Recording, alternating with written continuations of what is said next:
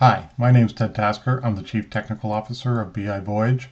This is a take 5 minutes to hear a little bit about Microsoft Big Data. So what is big data? There's a lot of definitions and there's certainly a lot of buzz about it. I just went to Bing, typed in big data definition to see what I would get.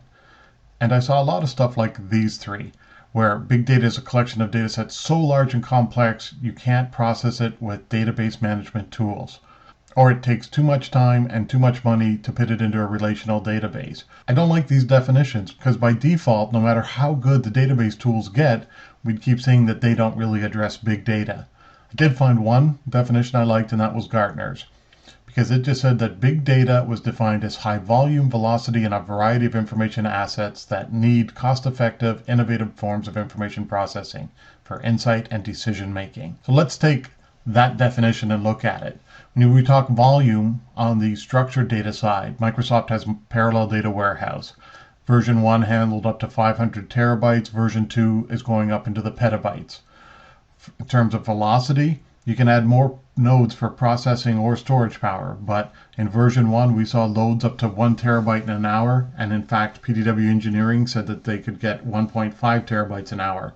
On the other side, for variety, we have Hadoop on Windows, HD Insight. That can certainly scale to volumes of petabytes. In terms of velocity, you can just continue to scale up by adding more nodes. And in terms of variety, again, that now gives you the unstructured data. Typically what we see happening is in your parallel data warehouse, your structured data, you see things like a company's enterprise resource planning systems. If it was a cell phone company, their customer service information, their tower information, the cell plans that are happening.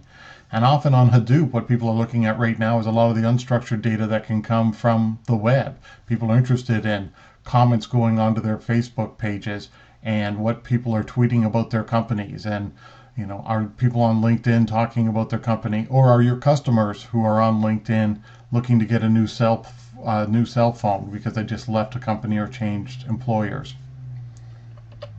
But the other part of this definition from Gartner is the enhanced insight and decision making.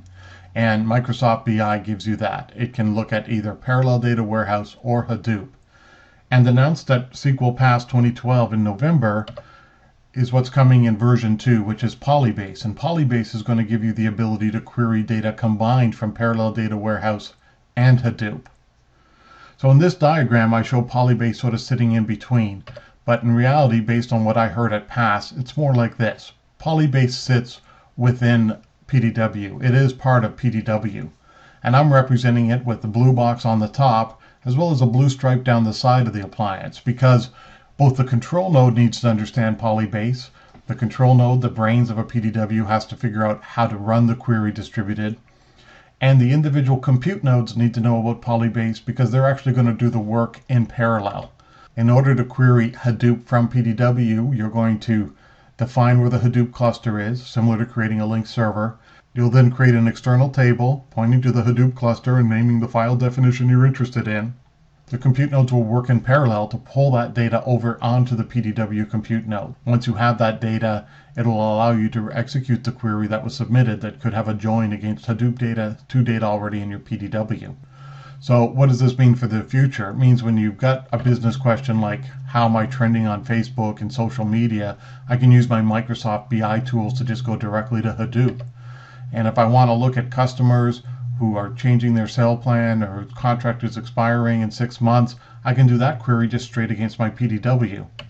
But if I wanted to do something like find customers who've been on a company cell plan and have changed their LinkedIn profile in the last week, I could query a combination by looking at both Parallel Data Warehouse and Hadoop together.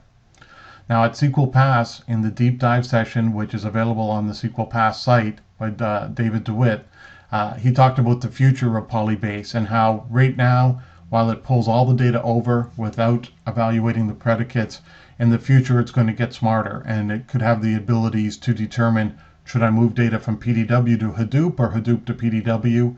Should I run a MapReduce job on the Hadoop data first, then bring over just the result set? It's going to get a lot smarter than it currently is.